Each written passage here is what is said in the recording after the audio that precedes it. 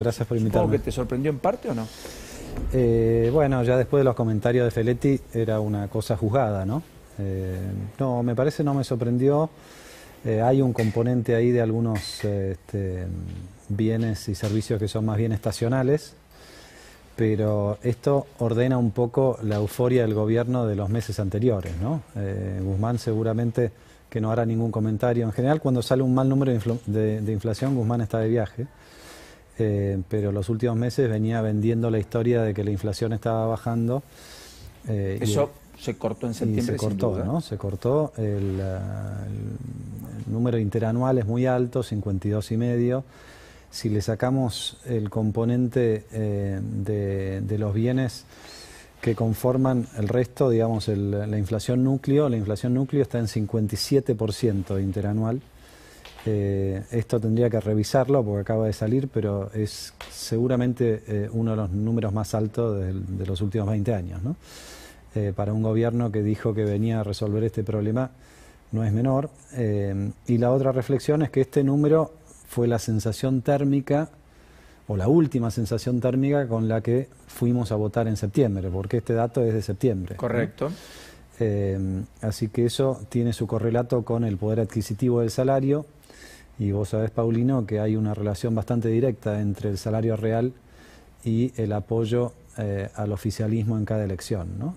Así que esto indica esa última, y te agrego una más, que es con la inflación arriba del 3,5%, la propuesta de la platita de Goyán es aún más peligrosa de lo que era debajo del 3%, ¿no? Explica eso porque Sí. tiene un componente técnico y para un economista es casi de manual, pero no para todo el que está escuchando puede ser algo que se interprete tan fácilmente. ¿Por qué ahora es aún más preocupante un exceso en el gasto, en su defecto una mayor emisión monetaria, en su defecto una macro un poco más desordenada de lo que venía siendo a propósito de la inercia y el impacto en los precios y en la inflación? Bueno, porque recordemos que ellos no tienen la platita la imprimen, ¿no? Entonces, imprimir la platita en un marco donde la inflación es de 3,5 y no de 2,5, y donde todos los consumidores saben que esa es la situación, así como reciben el billete, van rápido a comprar bienes. Porque quema tenerlo. Exacto. Se deprecia. Exacto. Y la única reacción que tiene el gobierno frente a eso y frente a las elecciones es, bueno, congelemos todo, que no se note, ¿no? Y entonces ¿Y eso qué es barrer bajo la alfombra? Absolutamente, absolutamente. Que es una olla a presión. Es una olla a presión que, bueno, viene creciendo los últimos meses, ¿no? O sea, la inflación es un poco el termómetro de las cosas que no están funcionando bien, y el gobierno, en vez de atender las causas, atiende el síntoma. Dice, bueno, le pongo un ibupirac a esto para que baje la fiebre, pero el ibupirac no me resuelve la enfermedad. Estructuralmente no ves ningún abordaje integral. Ninguno. Ni uno. ¿No ves plan económico tampoco? Bueno, no solamente no lo veo yo, sino que más relevante no lo ve el Fondo Monetario. Ayer Georgieva fue muy contundente cuando le hicieron la pregunta en rueda de prensa sobre Argentina y dijo, nosotros estamos esperando que Argentina presente un programa que sea concreto y que sea creíble, ¿no? O sea que programa presentado al fondo aún no hay. Y pasaron 2 años desde que asumieron, Paulino, ¿no? Eso no nos podemos olvidar. Por eso el acuerdo en todos los casos, sea el que sea, llegará después de las elecciones y probablemente con el 2022. Probablemente sobre el filo de la navaja, porque este año tuvieron la suerte de que el fondo distribuyó unos recursos, ¿no? Los derechos especiales de giro. Entonces el gobierno agarró esos derechos especiales de giro y le pagó lo que le tenía que pagar al fondo, entonces no le dolió la demora, si querés. Los 3.800 millones de dólares que vencían entre septiembre y diciembre. Después continúan los vencimientos, hay un vencimiento importante en marzo, y bueno, a marzo es muy difícil llegar a cubrir ese vencimiento con las reservas que tiene hoy el Banco Central, ¿no? El Banco Central tuvo la suerte de ese, no es regalo, pero es una distribución de recursos del fondo y los precios de la soja este año que estamos transitando, ¿no? Todo indica que en el 2022 no va a haber ninguno de esos 2 golpes de suerte. O sea, soja 550 por ahí no, que es lo que se tuvo, y derechos especiales de giro adicional ya no, porque no hay pandemia. No, exacto. Álvarez Sagis en algún momento hace 6 meses dijo, yo invitaría al gobierno a que acelere la negociación y la resuelva ahora, todavía en pandemia porque hay más flexibilidad. Algún día la pandemia termina. Cuando la pandemia termina vuelve la normalidad. Y en la normalidad, hacer lo que no corresponde es castigado. Y Argentina, más bien, hizo lo que no corresponde, que es no pagar en tiempo y forma. Entonces, ¿vos crees que hoy es peor negociar de lo que hubiera sido hace 6 meses? Más allá de que el condicional contrafáctico como análisis... A ver, yo creo que haber perdido 2 años es peor que no haberlos perdido a los años. ¿Qué quiero decir con esto? Si vos hoy tuvieras un acuerdo, Paulino, eso significaría que primero tendrías un programa, que Argentina hoy no tiene, y segundo, te hubieras ahorrado esos 3.800 millones de dólares porque en el marco de un acuerdo te los hubieran refinanciado, ¿no? Entonces tenés 2 maneras de ver el costo de la demora. Uno, en dólares contantes y sonantes, que son 3.800 millones de dólares más de las reservas, ¿no? Y el otro es más difícil de cuantificar, si querés, cuánto más sólida estaría hoy la economía si Argentina tuviera un programa. No es el programa del fondo el que reclama el organismo internacional, reclama que Argentina tenga un programa, ¿no? Y ese programa no sabemos cuál es. El gobierno dice, en realidad, los que dicen que no tenemos un programa es porque no tenemos el programa que ellos quieren, pero nosotros tenemos un programa.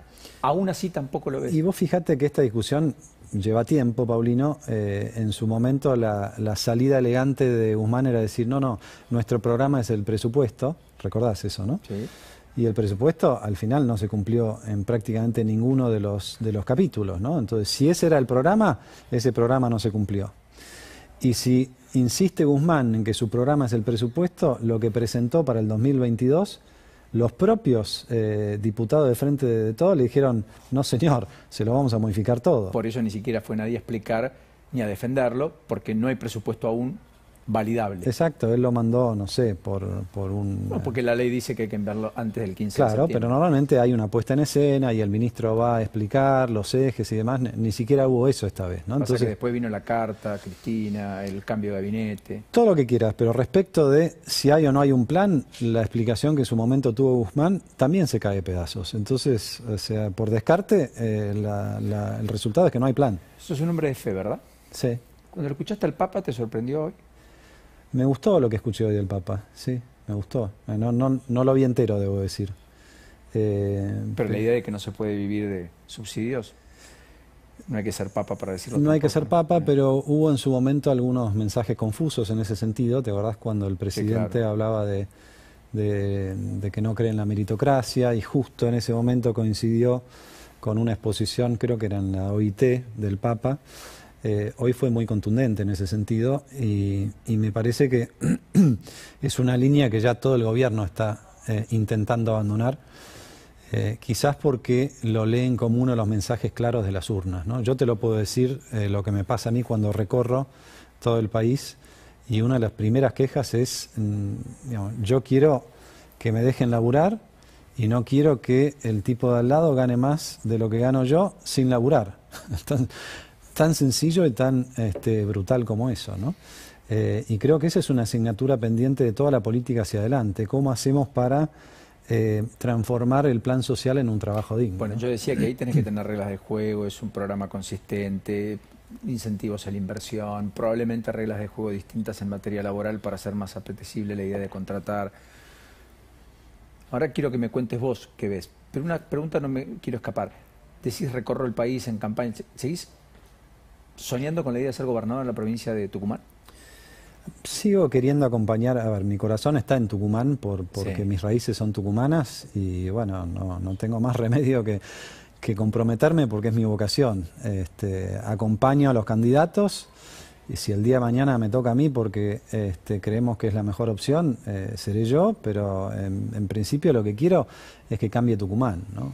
Y no soy candidato en esta elección. No, apoyaste a Campero, ¿verdad? Apoyé a Campero y terminó segundo por muy poquito. Muy poquito, y a Sánchez, que estaba en la boleta, que ganó la primaria y que es candidato a diputado nacional, ¿no? Así que fue una primaria muy importante porque Campero y Sánchez le ganaron a Cano y a Silvia Elías, que bueno, estuvieron mucho tiempo tratando de defender las ideas y demás, pero siempre llega un momento donde tiene que haber una renovación y este es el momento de la renovación, ¿no? ¿Se sumaron?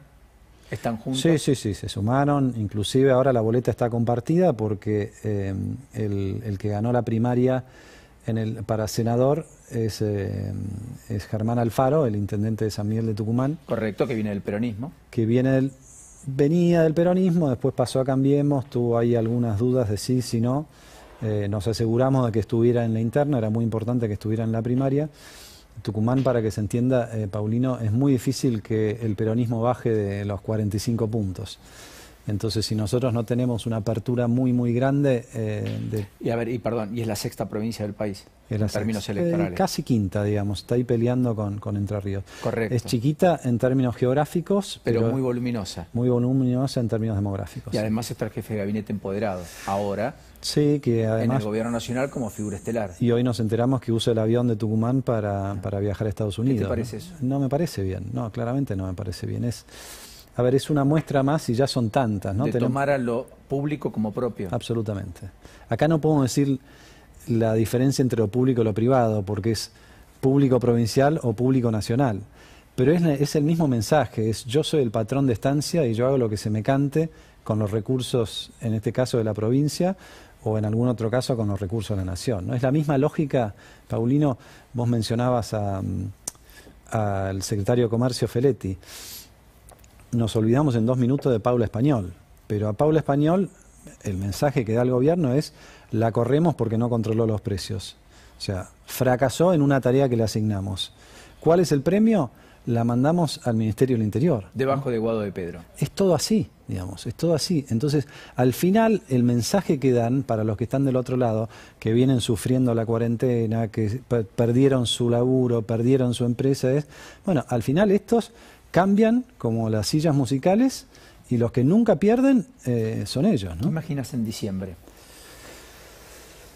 Bueno, es difícil imaginar a partir del 15 de noviembre, ¿no? Porque los comportamientos se van acelerando.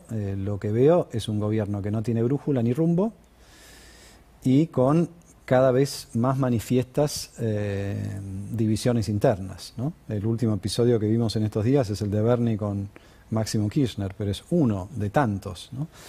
Entonces yo lo que me imagino es que si se repiten aproximadamente los resultados de la elección de septiembre en noviembre, bueno, ahí va a terminar de caerle la ficha al gobierno, que pierde el quórum en una de las cámaras, que quizás no es la primera minoría en diputados. Creo que va a haber lo que hemos visto hasta ahora, solamente que está como amortiguado, mucho pase de facturas, mucha incertidumbre respecto de dónde está el poder, quién gobierna y sobre todo cuál es el programa del que gobierna, ¿no? Y por supuesto que en ese marco siempre preocupa diciembre, en cualquier año, pero mucho más en un año en el que... No pensaba diciembre por el conflicto social, sino que ves con tarifas, que ves con el dólar, y que ves también en términos de el programa y el acuerdo eventual con el fondo o no. Y bueno, tendremos... Todos esos son interrogantes. Todos esos son interrogantes que hasta ahora no hay ninguna razón para pensar que se vayan a despejar. Ni mucho menos porque Mansur, con todo respeto lo digo, porque Mansur vaya a discutir con el fondo un programa, ¿no? El fondo, la manera en que lo hace es discute a nivel técnico un programa. Después vendrá la discusión más política.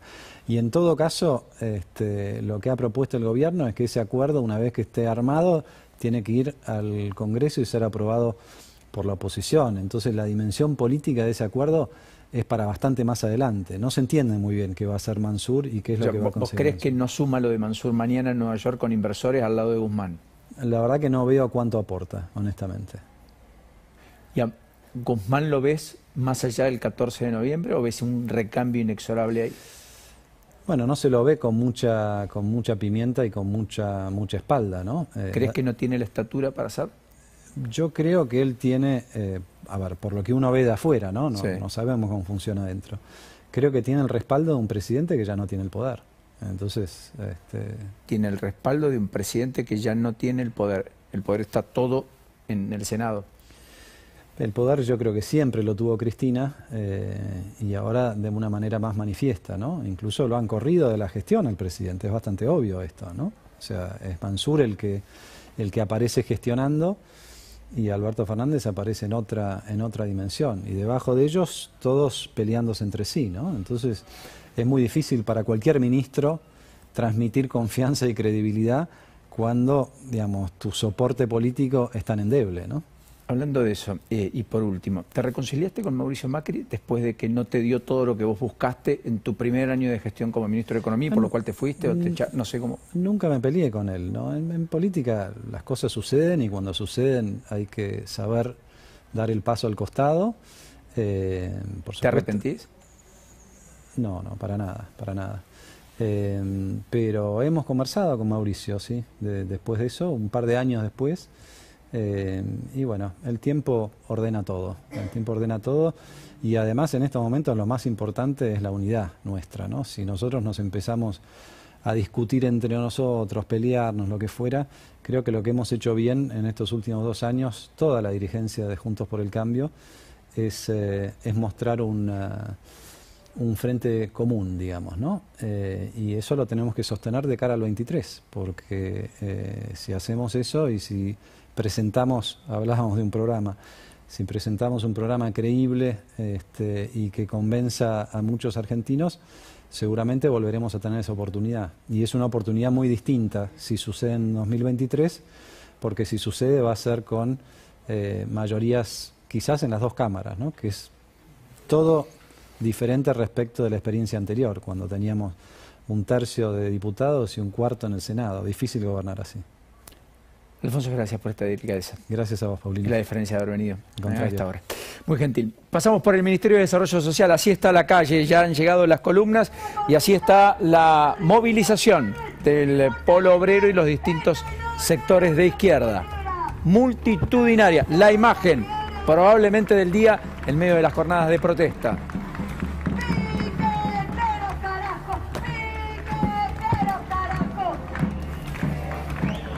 Con cantitos y todos. Bueno, en un ratito Diego Legüen desde el lugar. Pausa, ya venimos. Mucho con Lourdes Marchese, mucho con Javier Lanari. No te lo pierdas, ya venimos.